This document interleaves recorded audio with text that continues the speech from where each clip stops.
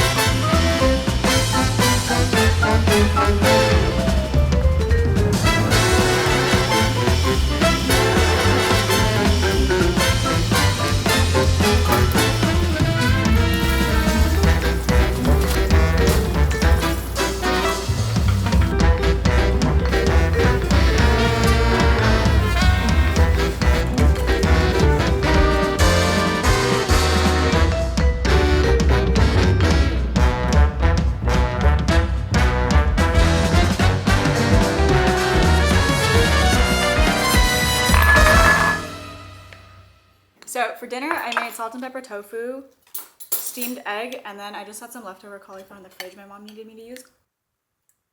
And I made these all before, but I really took my time with it, and I think it came out really well.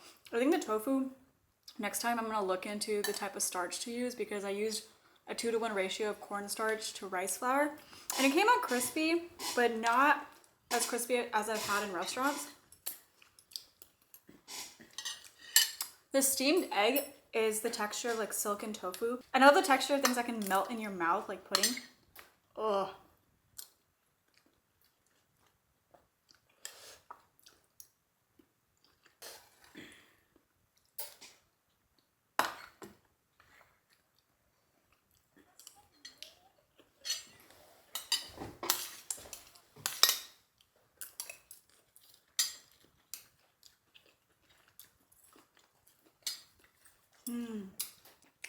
Yeah, the tofu can be a lot crunchier.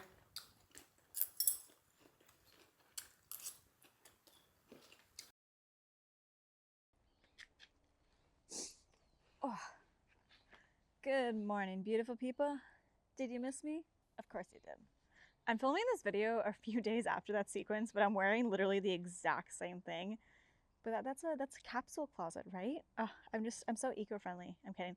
I'm drinking water, my like 2 drops of jasmine green tea with honey from breakfast, as well as I love this combination. I'm drinking carrot juice with a little bit of kombucha. I don't know how I started it, but it's so good. And isn't like carrot juice good for your eyes? And then kombucha, I love the ginger lemon flavor, but this time I got the passion fruit tangerine one because they were out of the lemon ginger flavor. Honestly, not my favorite, but I gotta finish it. I'm still waiting to see if the kombucha I made came out well. I'm really hoping it did, because that would save me like what, like $3 a week? Like heck yeah. I wanted to tell you the story of when I worked in a Michelin star restaurant. Technically, it wasn't a Michelin star at the time I was working, but it got a Michelin star like 6 months after I stopped working there. So like that has to count for something, right? So I think the year was, it was 2021. I was 20 years old. I was living in my college town with my roommates, and this was during the pandemic. And I think I was taking like algorithms that quarter, like computer science algorithms and multivariate statistics. I was a statistics major and data science minor. Was I computer science minor too? I don't know. I was like in that path. I loved it. I was kind of a nerd, but like low-key I was forcing myself into something that like was not for me. I was trying so hard to become a programmer, bro, but I'm like, "Oh my god, programming stressed me out so much." I remember at the beginning of the calendar year, I had such an identity crisis. I had just signed my internship offer for PayPal that summer to work as a product manager. Once I had that signed, I had so much time to think because like recruiting season was over. And I remember thinking to myself, like, what the heck am I doing? Like, I feel like whenever I had free time, all I wanted to do was cook. And I had been wanting to be in the culinary industry for so long. I never really worked in professional kitchens at that point. And I don't know, I just kept circling back to the fact like, I want to work in food. I want to work in the food industry, but I didn't really have connections or I didn't have mentors or peers in the space. I remember hearing about this alumni who went to my college named Jimmy Wong, who hosted a pop-up restaurant out of his studio apartment in college, and he was like super well known for it. Like the local news covered him. I think he was on Good Morning America. He came out with a cookbook, and then I think he moved to the Bay Area and he was working as a pastry chef at that time. Sorry, there's so many planes. And I think he had done a few stints at Michelin restaurants before, so he was living the life that I thought I wanted. And I totally idolized him off his Instagram profile, as a lot of us tend to do. So I messaged him on Instagram, basically asking like, "Hey, like, I'm Rachel. I'm a statistics student. I'm in college, but I think I've always wanted to be in the culinary industry. I don't really know what I'm doing. Would love to get your advice." And then we called it the week, and I remember he gave me his perspective about being in the culinary industry. He was talking about his friends and how they make a lot more money than him and how they use that money and invest in stocks and they go on nice vacations and nice dinners, and how he's like, I can't do that and I don't have the money to do that, but I'm able to do something that I love every single day, and I think that pays far more than my friends' paychecks could. And I think from what I remember, this could be entirely wrong, but we were both brought up in an area where a lot of our peers were in standard corporate roles, 9 to 5 jobs, like lawyer, doctor, engineer, that whole thing. And so he was encouraging me to figure out what my why and my what was, and to truly like listen to myself. Like, if I really want to do culinary, I have to just do it. I can't stop like pushing it aside. I ultimately have to come up with a decision at some point. And he also encouraged me to start working in actual restaurants because, again, up until that point, I didn't have any experience working in professional kitchens. I only worked at like the smoothie shack at my school. I worked at like a poke bar. I like helped out at my uncle's catering business, but I never worked in an actual kitchen before. And he had told me about this restaurant called Six Test Kitchen in Paso Robles, which was about 30 minutes up north of San Luis Obispo, where I was going to school. And he said he was like friends with the chef and how it was a great restaurant and how I should definitely like reach out to try to get a job there. So I did what I'm really good at, and I messaged the owner on Instagram. The owner replied and he was like, "Yeah, like you can come in like so and so day and you can do a stage." And I was freaking out the night before because I was like, what the heck is a stage? And also the next day I was doing my first pop-up with my friend Alon. We were selling, I think, like 35 Mediterranean platters. Like, why I couldn't have done the stage on a different day, I don't know. Also, if you don't know what a stage is, it means a free working interview in the restaurant industry. Essentially, when you're wanting to get a job at your restaurant, you do a stage, which is essentially you work for free for a certain shift or a certain amount of hours, and the owners and the chefs there just see if you have the skill set to be hired. And sometimes the stage can go on for a couple of days, couple of weeks. But yeah, I remember the night before I was freaking out. I was on YouTube, like Googling, what is a stage? How do I prepare? I remember they said, like, you have to bring your knives. And I'm like, bring my knives? I have these shitty ass knives from my parents from Costco, or like plastic ones from Target. Oh my god. And I was like, oh my god, should I go buy a knife? And I didn't know anything about knives at that point, but I brought my knives. I wrapped them in these like super thin towels that I used to dry my hair with a rubber band because I didn't have a knife roll. I couldn't sleep that night because I was running on so much adrenaline. I was so excited. And the day of, I wore, I think it was like my brown velvet blazer and my Zara loafers. I was like looking so professional because, again, I was like, what do you wear to this sort of thing?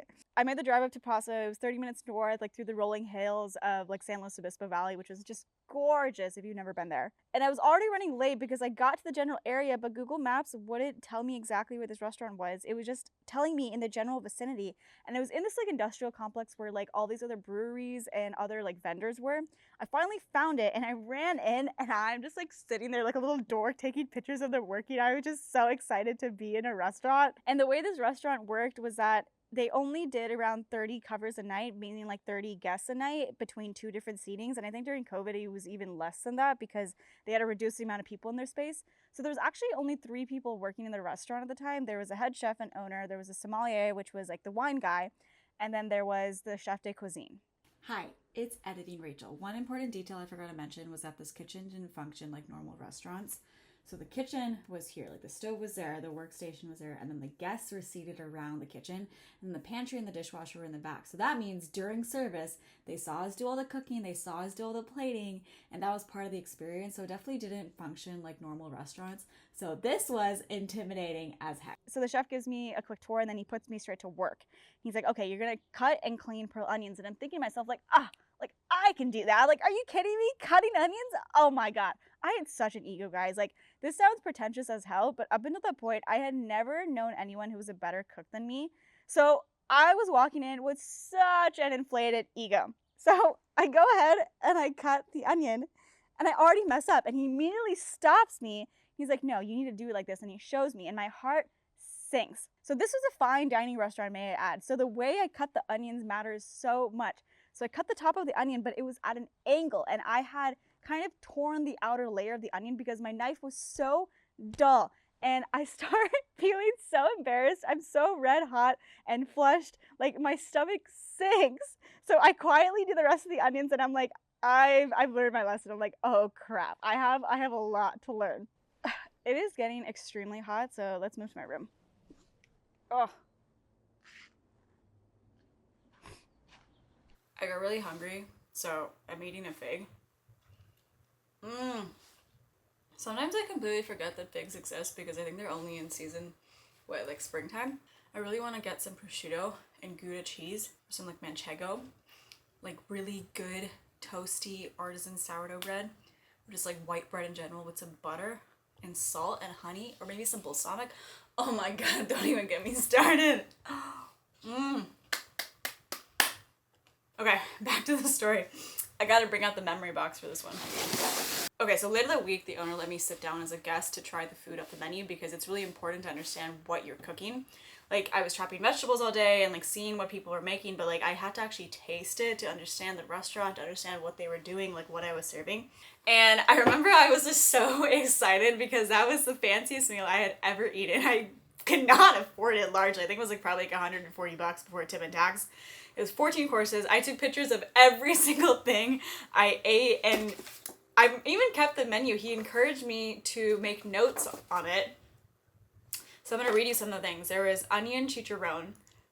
Oh, I think I remember that. It was like onion powder on tapioca starch, and he would dehydrate that, and it would become really crispy like a chicharron. Mushroom, tartlet, parmesan, duck rillettes, roasted onion. I think the duck rillettes were almost like duck croquettes. Kaluga, caviar, sunchoke, and hazelnut. Oh, I remember that one. There was like sunchoke foam, and there was crispy sunchokes, kampachi, grapefruit, radish, avocado. I remember that. I remember I would plate the kampachi, which is a type of fish, and I would be supreming the grapefruit and cutting them into cubes and then slicing the radishes. Oh, that dish is my bread and butter. Oh my God. Chicken liver, onion, dried cherry, and brioche. Oh, I remember that too. That liver was so good, that pate. Amazing. Roast duck, rolled beets, hoshigaki, bay leaf. Hoshigaki is a dried persimmon, and he would dry it in-house. I think it was like up in the... not the attic, I guess the attic. He would dry it up in the attic, or maybe it was a cellar in the back. I think it was a cellar where he would dry age the meat. And then I remember we would cut the beets into these circular rounds and we would have to heat them immediately, otherwise the color would change. Dry aged beef, potatoes, celery root. Oh my God, that celery root puree was so good. Warm pear, pecan, vanilla. Oh my God, these are like bringing back memories.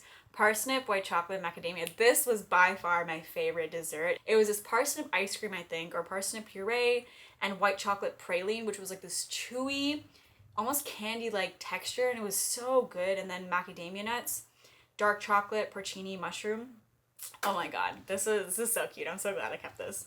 So for the next 3 months I worked there, I was a prep cook, so I was not cooking at all. I was largely just cutting vegetables. I was slicing radishes super, super thinly. I really understood the value in precision. I was supreming grapefruits, which is when you cut off all the rind and then cut them into segments, removing the membrane, and then I would cut those supreme segments into little cubes. And I remember when I was cutting the grapefruit, because like I'm a home cook, I would feel so bad to cut off so much of the meat, and I would try to preserve it, but that would not make it look good. And this is a restaurant, like this is not all about saving everything, you also want everything to be about presentation. So I was like, don't cut off so much grapefruit. And like, yeah, there is a decent amount of food waste when cooking, but this restaurant was like far more minimal than the restaurants out there. And I really had to train myself that I was like cooking for someone else. I was cooking for a restaurant. I wasn't cooking for me and my friends, so I really had to go about their rules. I would sort the herb box. I would ball Asian pears, so take like a melon baller and make balls out of Asian pears, and I would have to do that so much because sometimes the balls wouldn't come out or the balls would break. I never really got to touch the stove. I think I got to like at some point like baste the mushrooms and like help plate, but for the most part like I was doing this all day, and it may sound incredibly boring, but it taught me so much about precision and attention to detail and patience in the kitchen, which is something that I lacked greatly before working here. I was a really haphazard cook. I would just like cook at the speed of my own wind, and I would cook by taste, and I wouldn't really follow recipes. I wasn't organized at all. I was so messy in the kitchen. But working here really made me value the act of slowing down and the act of patience and just enjoying the process of cooking. And I was just so in awe at the patience and care they took towards our food, and it really opened my eyes into the culinary world and just seeing the amount of thought that they put into a dish that goes to a person. And I remember I would get back from work and I would be so exhausted. I was working again like 9-hour shifts 3 times a week, and my class schedule was pretty flexible. At that point, everything was virtual, and I think I would like skip my classes half the time because I didn't really care. And I would get back around like 10 or 11 p.m. every other night. I would be so tired. My legs would be hurting. My hands would be like so dry and pruny because I've been washing dishes all day. Like everyone did the dishes there. There was no dishwasher. My face was oily. It was just like, it was not fun. But I would go back to sleep so excited to do the same thing the next day, and I would wake up the next morning and I was still sore and I was still like, my hands are kind of crusty, but I wanted to do it again. And I think the feeling of being exhausted was so rewarding because you were physically drained. You weren't only mentally drained, which I think in the academic system, a lot of the time you're mentally drained. But I feel like when you're physically drained, it feels different. It was rewarding. It was almost validating that like I physically worked to do something today. And I think the part of working at this restaurant that really stood out to me was that I was part of something that was going to someone specific. I was making a meal that someone was eating. I was creating an experience for someone that they were paying money for, that they were coming for this food. Like I was like directly impacting a person. And I never really felt like that with a lot of the other work I was doing. Like yes, with teaching, I was helping out specific people, and like that was a super similar feeling. But in terms of like all like the internships that I had done or the desk jobs, I was like, there's nothing that could replace this feeling of directly influencing one singular person, like making someone happy with something they ate, like making them emotional because what they ate was so good, and having them want to come back, like having them like value the art that we just created. Over the time, the chef like taught me other things in the restaurant, like how to make chawanmushi, which is a steamed egg custard. And then he would let me baste the mushrooms, I think, for like the beef dish, or he would let me like heat up the beef rounds. I eventually got into plating. He explained to me the different dishware, the system of like the different forks and spoons and knives, and how to actually serve guests, because there was a method to all the madness, and I really had to learn to respect the process of it. He taught me how to make brioche, and I was like, I know how to make brioche, but I didn't really know how to make brioche, and I would like be rolling the little balls into balls in my hand, and he showed me the technique of how to like roll them simultaneously with both hands, because I'm not ambidextrous, so I've done everything with my right hand, and to really get in a system.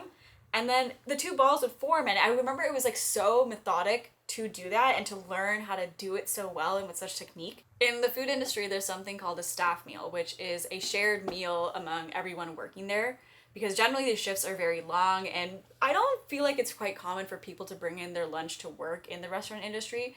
And generally one person or maybe a couple person cooks food for everyone there. And they try to use up stuff that didn't get used during service or things that are about to go bagged, and generally cheaper stuff like pasta, sandwiches, vegetables, like nothing super fancy, like still good and nutritious, but it wasn't anything fancy. I think we ate like mac and cheese, we had meatloaf, we had sandwiches, we had like pizza once. And I remember I asked Chef Ricky, I'm like, hey, could I make staff meal once? Because like this is what I love to do. I love like cooking food for people directly. And at that point I hadn't like cooked from start to finish. I had just been like helping out with prep work.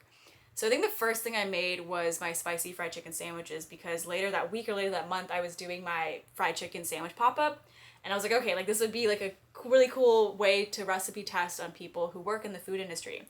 So I remember I excitedly, like I prepared my brioche buns, and I used the technique that he showed me, and I had my buns on a little steel like quarter sheet tray. I brought that in my car with like the chicken prepped and the like batter ready and everything, and then I had like the slop prepped. And I brought it to the kitchen, and I was so excited to make staff meal. I was like, oh my god, they're gonna eat my food. And I was really hoping it came out well, because imagine how embarrassing it would be if that came out bad. And I made it, and it came out pretty well from what I remember. The next time I made staff meal, I made pani puri and keema grilled cheese sandwiches. So pani puri, if you don't know, is a form of Indian street food, or chaat. It's essentially these hollowed out shells that are stuffed with sometimes chickpeas or beans or like puffed wheat, and then you have this like sweet and tangy tamarind sauce, and then this like vibrant spicy green sauce sometimes. I like putting yogurt in mine. Some would say that's not traditional. I say I don't care. I like yogurt. And then you take that stuffed shell and you dip it into this like minty, spicy, super tangy water, and then you eat the whole thing in one bite. And as the shell cracks, the water spills into your mouth, and all the textures and flavors start to like go into each other, and it's like a flavor and textural explosion. It is so good. I could like eat that every single day for the rest of my life. And then keema is essentially ground meat sauteed with spices and sometimes vegetables. It's something I grew up eating, and it's like really good home food for a lot of Indian people, I think. And I normally eat it with like rice and pickle, but I wanted to make a grilled cheese sandwich for them, and I've done it before. So with the keema, which is like super spicy and flavorful, with the cheese that kind of like coats the entire thing, and then the bread, it's like a Philly cheesesteak sandwich but on steroids. I remember that meal took me forever to make. Oh my god, I was running like 30 or 40 minutes like overtime, which was like, it's bad. Like I'm cutting into the schedule because the chef has his own schedule with like the food prep. And it was taking me forever. I forget why. Like, I don't know if like I didn't do enough prep beforehand, or if like the cheese was taking forever to melt. I don't know. I think I was just so excited to introduce like them food I grew up eating, and like educate them on something that like I was good at, because like they didn't know about pani puri, they didn't know about keema. And then my chef was like, you gotta do more simple things in the future. Like you can't like cut into the schedule. And I was like, okay. And I was like slightly embarrassed after that, but I understood.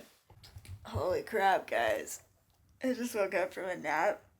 My family went out for lunch. We got Thai food per my sister's request, because she's going back to college tonight. And I always get so sleepy after lunch. I'm getting my blood test tomorrow. I don't know if I have like thyroid issues or what. Because I kind of have PCOS, and I do have high testosterone, and I don't know. Whatever. Oh god. I forgot what I was doing. Need to finish the video. Does the hat cover my bedhead?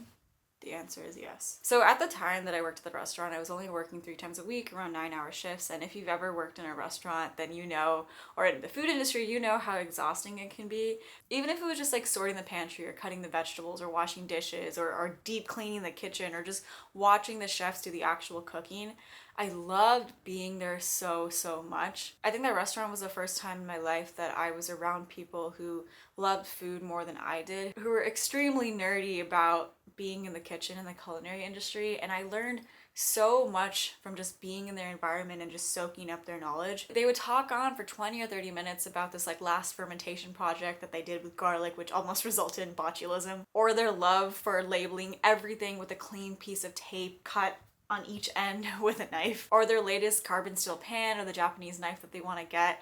I was just in heaven at the conversations they would have, and I felt so at home, because a lot of these things I couldn't really talk about to my friends and family without having like a one-sided conversation. But here I could come to work and talk about the smallest things in the kitchen or cooking that I loved, and I knew that I could have a dialogue about it. But unfortunately, around the 3-month mark, my chef had called me and said he had to lay me off because they were looking for a full-time employee, and I couldn't work full-time, obviously, because I was a student.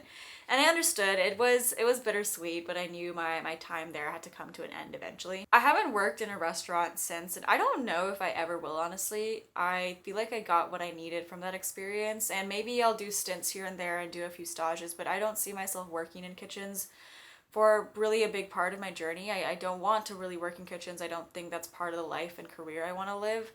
But it impacted me so much. Whether it's my prep list before every single thing I make, or my organization when it comes to deli containers and labeling them, or the fact that I bought Japanese knives after working there finally.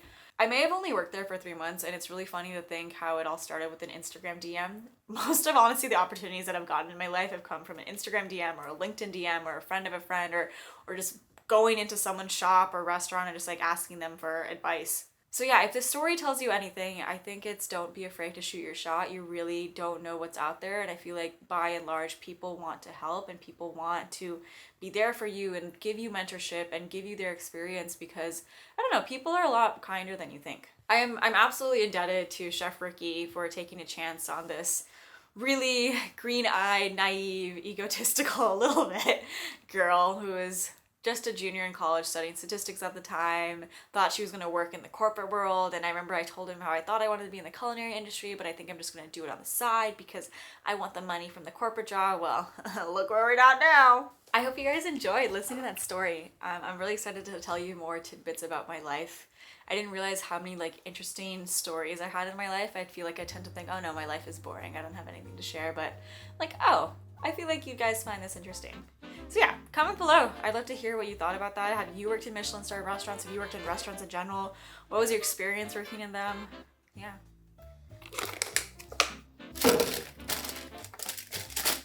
Fig dark chocolate.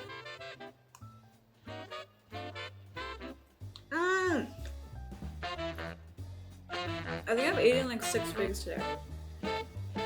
I think we have cheese. Okay, I found Robusto Gouda.